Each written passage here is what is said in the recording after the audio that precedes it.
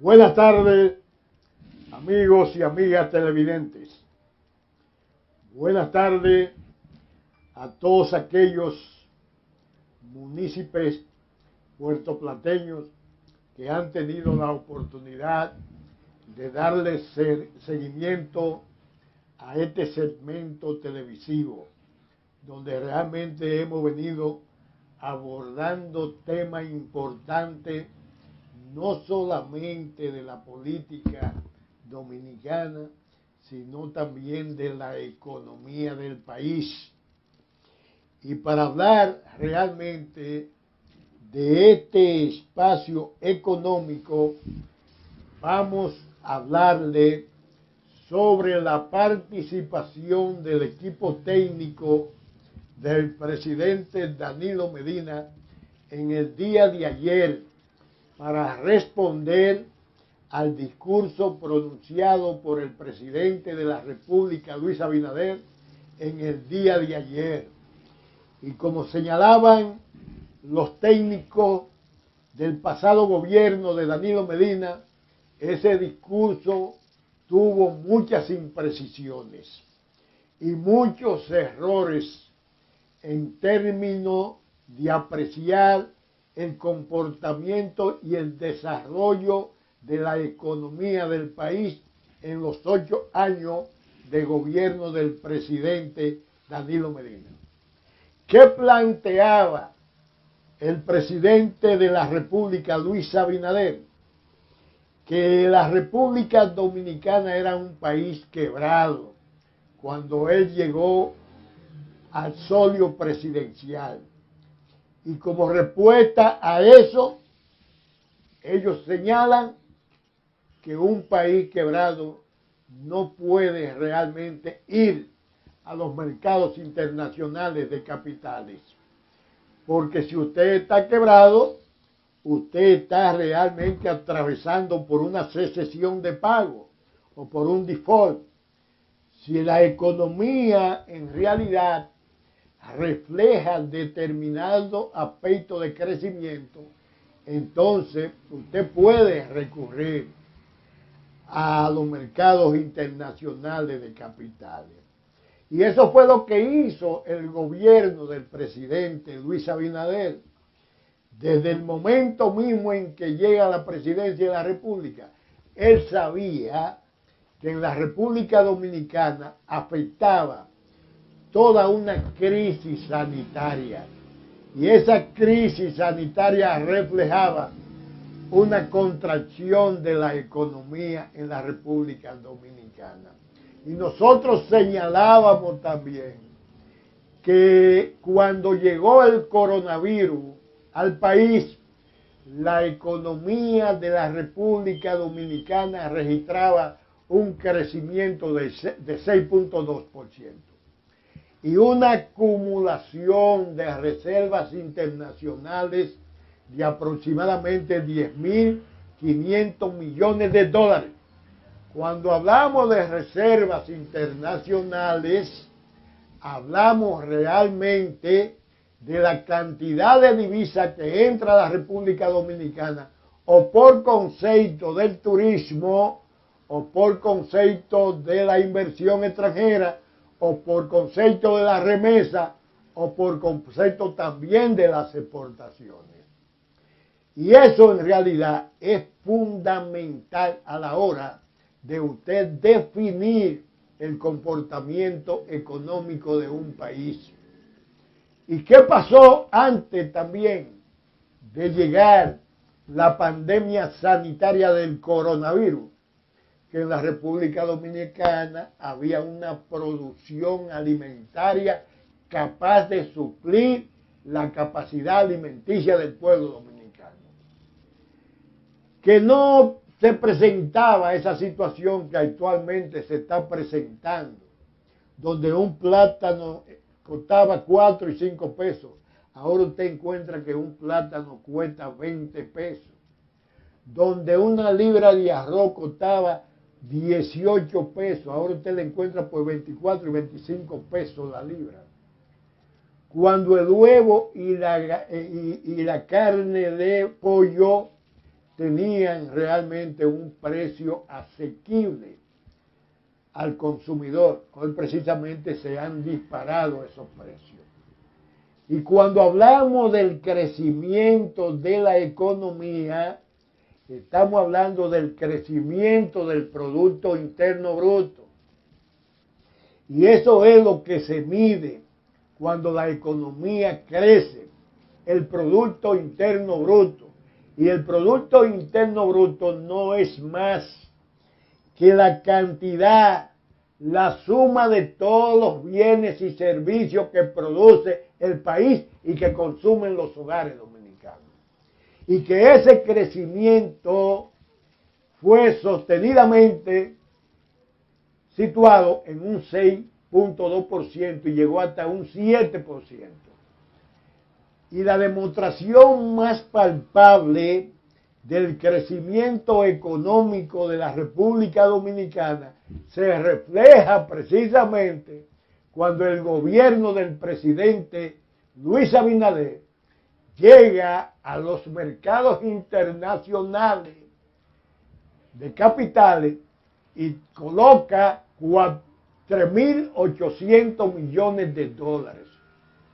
Primero, si es un país quebrado, a usted no le aceptan colocar 3.800 millones de dólares. Pero por el otro lado, usted señala que este era un país quebrado, pero realmente en ningún momento se reflejó una depreciación de la moneda dominicana. Y usted sabe por qué no se reflejó una depreciación de la moneda dominicana. Porque usted tenía la capacidad suficiente de acumular la divisa necesaria para inyectar el mercado cambiario. Y no se encontró tampoco con una crisis alimentaria, puesto que usted tenía la mayor capacidad de producción agropecuaria en la República Dominicana. Mucha siembra de arroz, mucha siembra de plátano, mucha siembra de habichuela, mucha siembra de leche, mucha producción de leche, mucha producción de carne, de pollo. Entonces, no estamos frente a un país quebrado. Ahora, ¿qué ha pasado, señor presidente de la República? Que, al igual que todos los países del mundo, la pandemia sanitaria, además de crear esa crisis de sanidad en la República Dominicana, también han creado crisis económica.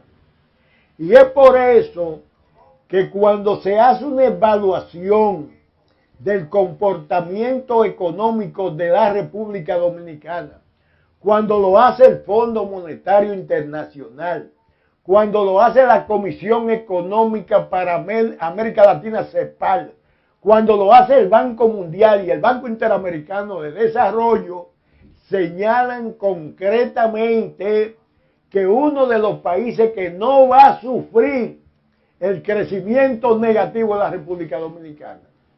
Porque la República Dominicana registró permanentemente un crecimiento en su Producto Interno Bruto.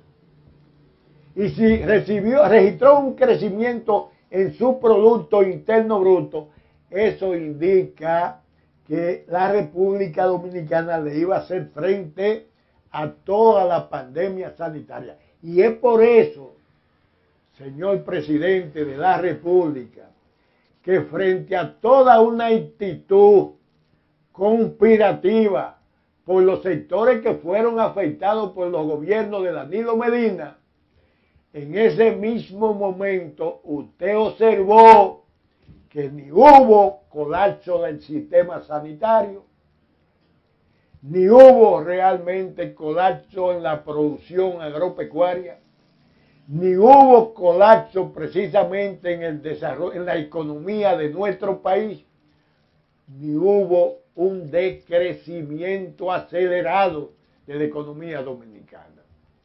Y para que ustedes tengan una idea, amigos y amigas televidentes, cuál es la real situación que percibe la humanidad con relación a esta crisis sanitaria, debemos decirle que países como los Estados Unidos han registrado en este momento de pandemia un decrecimiento de su economía en más de un 5%.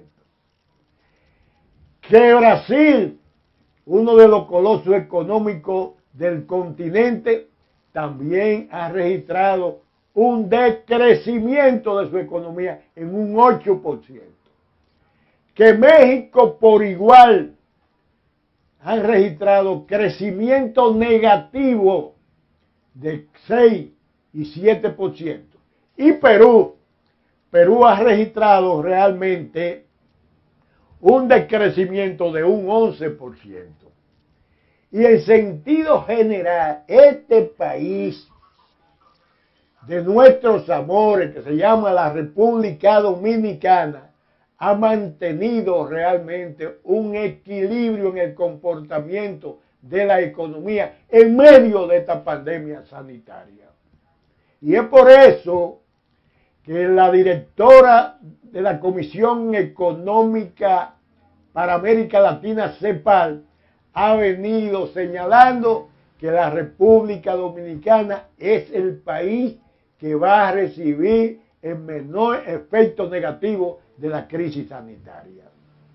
Y en ese sentido, señor presidente, un país quebrado no puede ir a los mercados internacionales de capitales y colocar una emisión de títulos de bonos de 3.800 millones de dólares, la cantidad más elevada en la historia de la República Dominicana. Y frente a eso, señor presidente de la República, usted no puede ir al Banco Interamericano de Desarrollo y solicitar 500 millones de dólares que le había dejado contratado el gobierno de Danilo Medina. Vamos a ser lo suficientemente sinceros. No vamos a atribuirle realmente la responsabilidad de lo que está pasando al gobierno anterior, cuando usted precisamente llegó al país, llegó al solio presidencial, fue a solucionar esos problemas, señor presidente. No vamos a atribuirle la responsabilidad realmente al problema de la llamada corrupción. Usted es el presidente de la República, usted nombró realmente una procuradora independiente. Lo primero que usted tiene que hacer realmente es una presentación. Es un bosquejo explicativo para hablar de cómo se estaban arrastrando las diferentes variables macroeconómicas desde el año 2016 hasta el año 2019. ¿Y qué dijo el ministro de Hacienda de su gobierno? Que ciertamente la República Dominicana había registrado un crecimiento económico de 6.2%. Que las reservas internacionales habían registrado un crecimiento de más de 10.000 millones de dólares. Comportamiento de crecimiento del turismo receptivo. ¿Por qué? Porque había un flujo del turismo emisor y que había un comportamiento de las exportaciones lo suficientemente aceptable y que había también una buena cantidad de recursos que entraban por concepto de la inversión extranjera. Y en ese sentido, señor presidente, nosotros le preguntamos, ¿y eso es un país quebrado?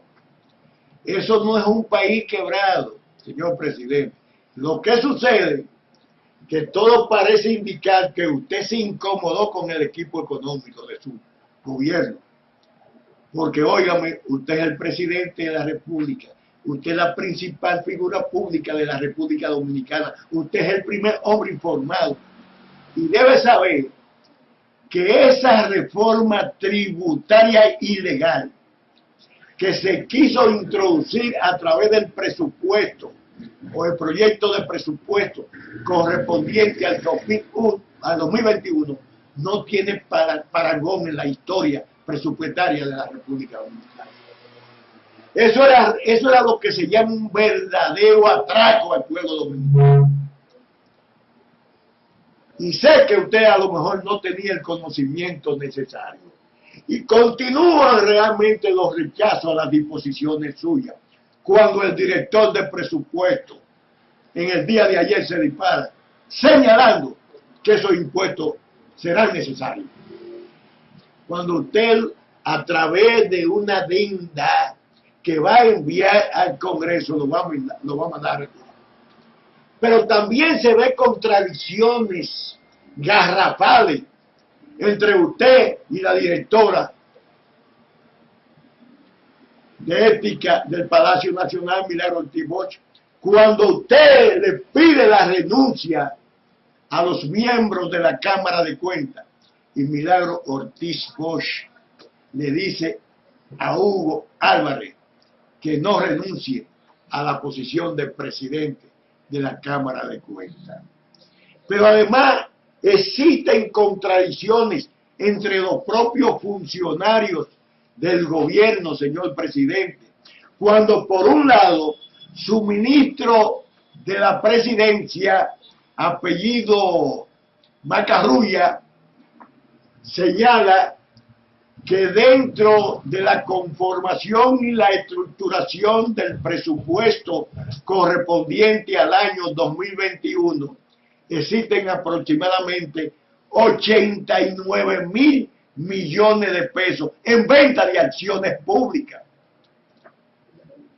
Dice Macarrulla. Entonces sale Antonio Almonte, ministro de Energía y Minas, que Punta Catalina no se encuentra en la agenda de la venta de acciones gubernamentales. Y así sucede.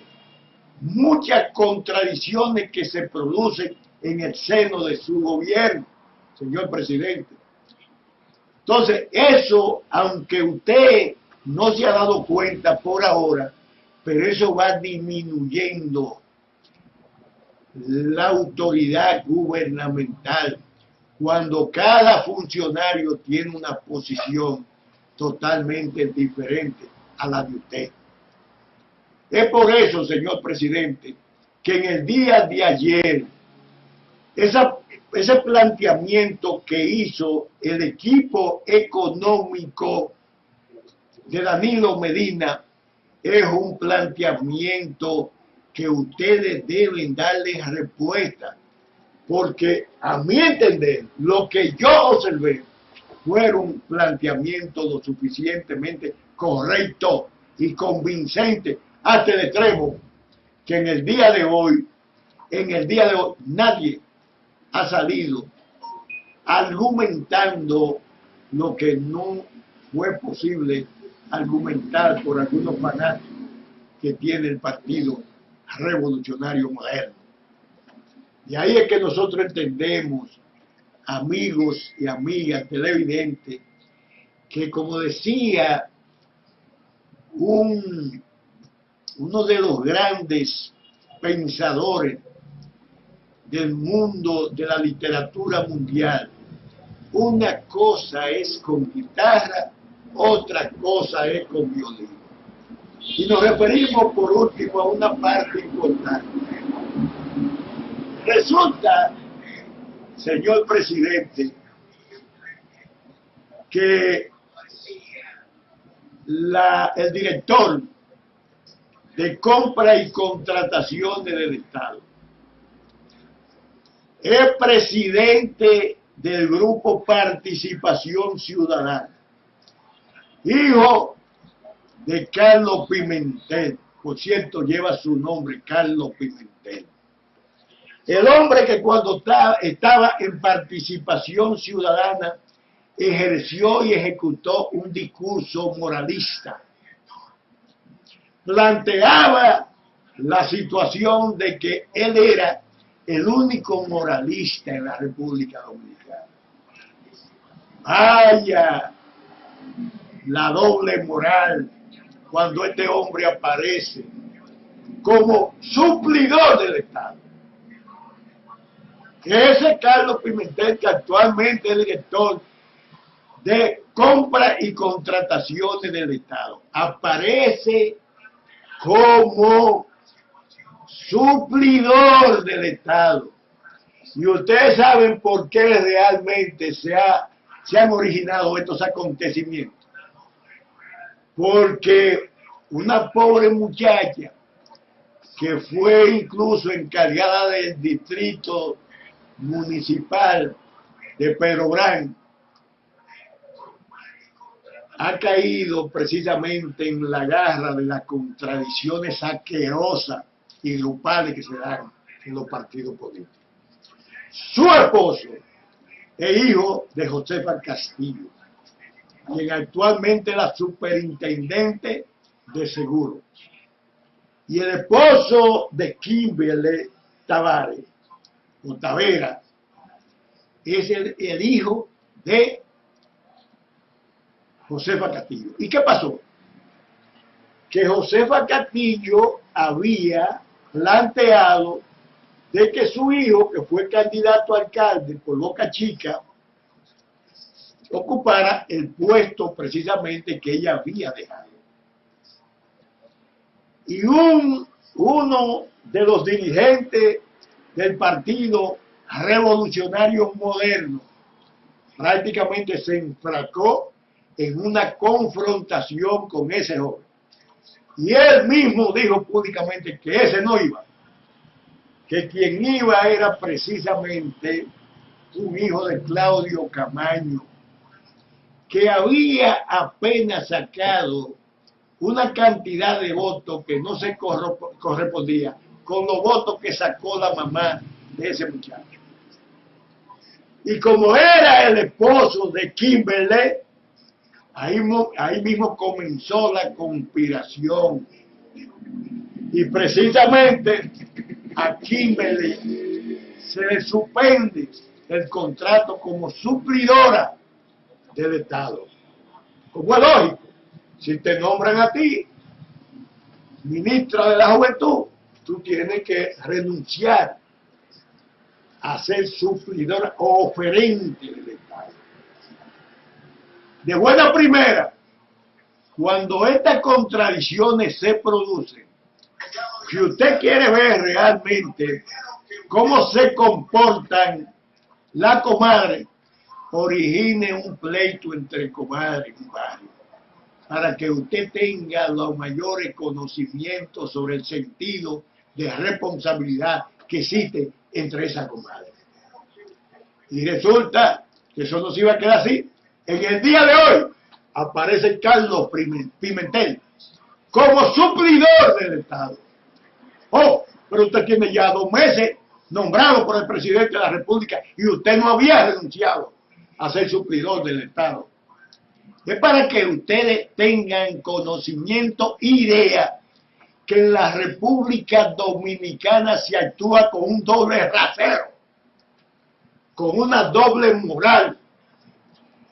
Y es por eso, señor presidente, que si usted continúa planteando realmente esas posiciones de transparencia, de honestidad, de honradez, en un país como la República Dominicana, conformado y desarrollando por sectores de la clase media, de la pequeña burguesía pobre, muy pobre, que todos tienden realmente a tener un solo sentimiento de ascender social y económicamente. Usted se va a encontrar en problemas, señor presidente. Mire lo que ha pasado en 60 días.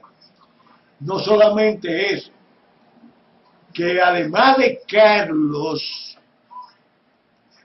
Pimentel como suplidor oferente del Estado, también estaba Kimberly, también está José Andújar, su síndico de la parte oeste de Santo Domingo, y están más síndicos que ya nosotros tenemos.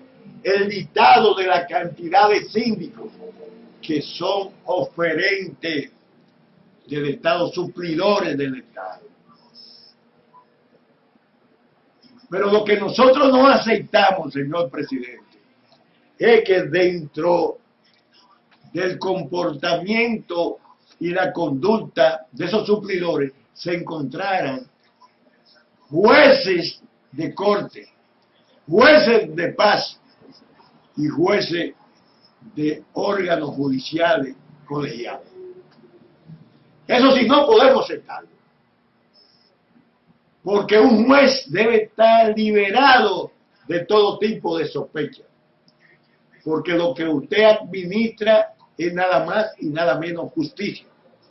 Y usted no puede tener vínculo con algo que realmente contraría el poder judicial. Y un juez tiene que ser pulcro. Un juez tiene que actuar con sentido común. Un juez tiene que actuar con un nivel de responsabilidad y honestidad y ética moral. Y no puede ser bajo ningún concepto oferente o suplidor del Estado. Entonces, en ese sentido, señores, ciertamente necesitamos crear un escenario o construir un escenario diferente al que realmente hemos venido observando en la República Dominicana. Debemos crear toda una estructura moral que permita en estos precisos momentos de ir construyendo lo que será la nueva República Dominicana. La corrupción hay que enfrentarla.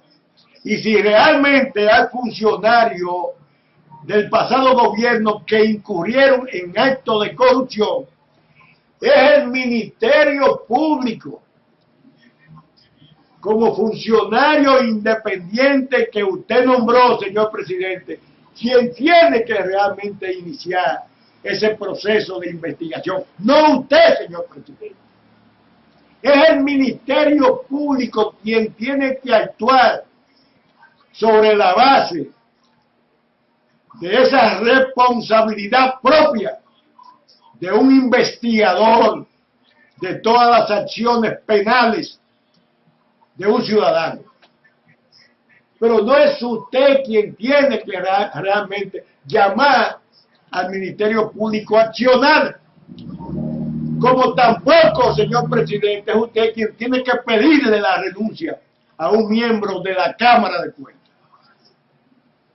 No es usted, señor presidente, quien tiene que pedirle la renuncia a un miembro de la Cámara de Cuentas. Porque la Cámara de Cuentas, señor presidente, es un órgano de control externo. No, usted no puede intervenir en la Cámara de Cuentas. Usted puede intervenir en la Contraloría de la República, porque la Contraloría General de la República es un órgano de control interno. Pero la Cámara de Cuentas, señor presidente, tiene la facultad de auditarlo a usted, de auditar el Poder Judicial y auditar el Poder Legislativo. Entonces, no es usted, señor presidente, quien tiene que pedirle la renuncia a los miembros de la Cámara de Cuentas. Ciertamente, lo que hizo Milagro Ortiz fue sacarlo de ese tremendo error, porque eso no cayó bien en la sociedad dominicana. Aquí tenemos una constitución de la República, tenemos un Estado social, democrático y de derecho, y por tanto tenemos un sistema con tres poderes fundamentales: el Poder Judicial, el Poder Ejecutivo y el Poder Legislativo. Y ambos poderes se separan de manera independiente. Por eso es, amigos y amigas, que debemos hacer este tipo de crítica. Porque una de las cosas que se ha vendido es la transparencia. Una de las cosas que se ha vendido es la lucha en contra de la corrupción. Una de las ofertas que hizo el presidente de la República fue precisamente luchar en contra de la impunidad. Y es por eso que nosotros estamos planteando esto. Y tenemos que resaltarlo, amigos y amigas televidentes, porque quiero terminar con una posición que yo oía de manera permanente cuando mi amiga Farideh Raful, la hija de Tony Raful, decía de manera permanente en el Congreso que había que eliminar el barrilito. Que había que eliminar el barrilito cuando era diputada. Ahora llega Farideh Raful a la Cámara del Senado, donde recibe solamente por concepto del barrilito 1.500.000 pesos todos los meses. Además, recibe 350.000 pesos por concepto de sueldo básico, 125.000 por concepto de gasto de representación, 4.000 pesos por cada sesión. Si se celebran 3 sesiones son 12.000 pesos. Al mes, ¿cuántos son? Pero además, cuando se reúne en comisiones, recibe 300 pesos. Si participa en 10 comisiones, y en esas 10 son 3.000 pesos, son 30.000 pesos. Entonces, Farideh Raful, en este momento, está recibiendo más que lo que gana el gobernador del Banco Central de la República. Más de 2 millones. Ahora, cuando la cuestionan, entonces la mujer no encuentra cómo explicar realmente la posición que tenía anteriormente. Era muy bueno, Farideh, tú planteas la eliminación de 70 instituciones públicas del Estado. Era muy bueno cuando tú sabías que tú no podías entrarle a decirle a los empresarios de la República Dominicana que le plantearan al presidente de la República disminuir el gasto tributario, porque tú eras diputada, tú discutías los presupuestos y tú sabes que existía una figura, y existe en todos los presupuestos, que se llama gasto tributario. Y tú sabes lo que es eso, Farideh. Esas son las exoneraciones que el gobierno le entrega nada más y nada menos que a los sectores económicamente poderosos. En ese sentido, ¿tú sabes a cuánto asciende eso? 250.000 millones. 250.000. Y tú no planteaste eso. Lo que tú planteabas era realmente eliminar instituciones públicas que hoy precisamente le están haciendo falta a tu gobierno. Le están haciendo mucha falta. ¿Por qué? Porque los compañeritos de la base, con mucha razón, están reclamando su empleo. Y lo van a continuar reclamando hasta tanto realmente ustedes no tengan una definición sobre esas instituciones. ¿Qué van a hacer con todas esas instituciones? Por eso, muy buenas tardes y muy buenas tardes, amigos y amigas televidentes.